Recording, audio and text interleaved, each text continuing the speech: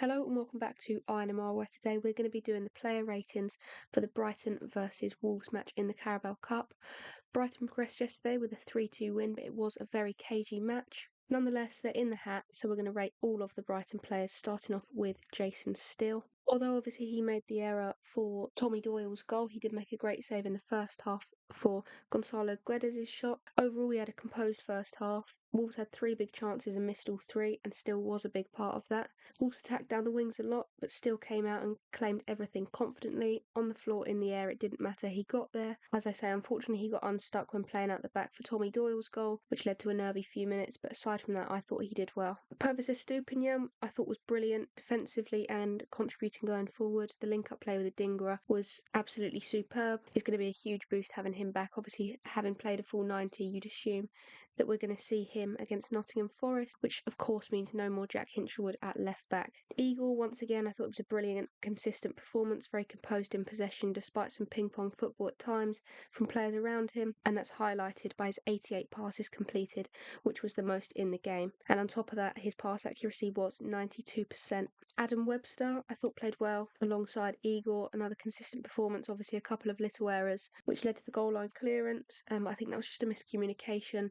I think in the first half he was brilliant. I mean, the sliding tackles he was putting in, there was one in particular where the ball had come out to the right hand side. He'd sprinted over. Estupiñán was caught out because he'd already been playing quite high with Adingra. Webster comes back, not only slide tackles just to get it out for a throw-in, but he hooks it back to Steele so that we can restart possession, and I think that's just signs of a really experienced centre-half. Jack Hinchelwood, he didn't stand out in the first half for me, but in the second half I thought he was much better, did really well stepping into the midfield, especially in the last 10 minutes or so. The goal line clearance in hindsight saved us from going to penalties, and I mean, he's just a totally different player when playing at right back. At left back, he's been caught out a lot so far this season, so as I say, it's good to have Pervis Estupiñán back, but right back Hinchelwood actually look confident and comfortable when he's on the ball. Carlos Baleba gave us the lead with an unreal finish, and once again he bossed the midfield. I was surprised that he wasn't given man of the match, but obviously he did come off on the hour mark and he did get it against Ipswich, which is why I assume that it was given to Simon Adingra instead. He was very impactful, a brilliant goal, once again just stopping all of the play. I feel like the thing with Baleba is when everything else is going wrong around him, he's still putting it all right. Every time we lost possession, he was there to win it back. Any time that Wolves broke, he was sprinting. He's just, for someone of his stature, he shouldn't be that fast, but he is, and then he's technically unbelievable as well. So he's a really, really exciting player, and once again, he stood out. Jakob Moder, he was okay, a bit sloppy at times, but no more so than anyone else. He only won 1 out of 4 of his tackles and 5 out of 9 duels. So he's lacking that tenaciousness for me that a player such as Baleba has, and in previous games Ayari, who we'll get onto later. Simon Adingra is far better in that natural position on the left-hand side, a lovely finish for the goal, and as I said earlier, linked up with Estupiñán really well. He completed the most dribbles in the match with 5, so overall just a solid performance out on the wing. Julio Enciso, I think the word to define his performance again, unfortunately, is inconsistent.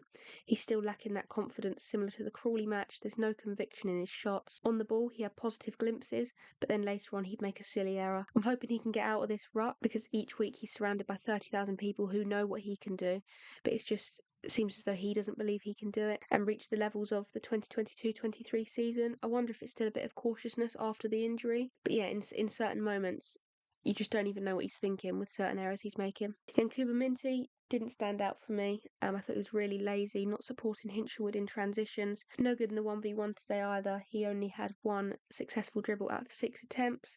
I think he was just a bit selfish at times. I'm sure it's an age thing. And, as he progresses, he's going to become less immature in certain aspects of his games.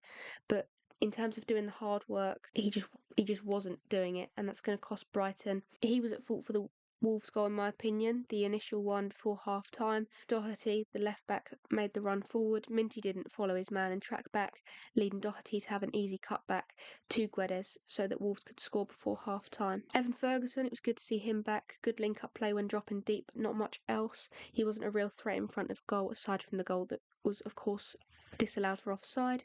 It was much better when Welbeck came on, in my opinion, as we needed the experience up front in that game. Speaking of Danny Welbeck, I thought he brought some calmness to our attack. Obviously, he didn't get the goal which he was brought on to do, but his shot led to Kadioglu's goal, so he certainly had an impact in the final half hour. Mats Wiefer was back and he broke up the play really well when he was brought on, disrupted Wolves' momentum in key moments. I was a bit sceptical when Baleba was brought off, but of course that's just to rest him for the Nottingham Forest game, but Wiefer did really well, so I'll give him a solid 7. Yasin Ayari, I didn't notice him as much as usual. He's normally very active, getting involved both in defensive situations and attacking situations.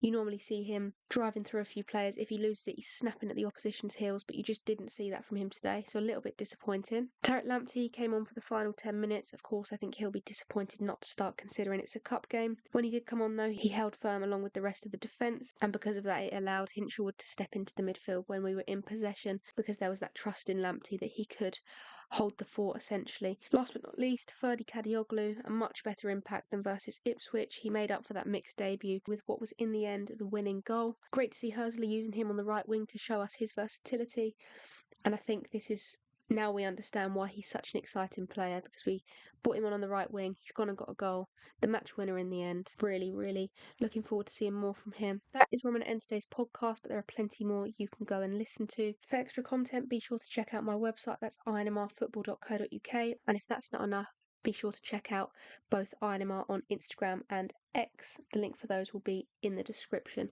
Thank you very much for listening, and I will see you in the next one.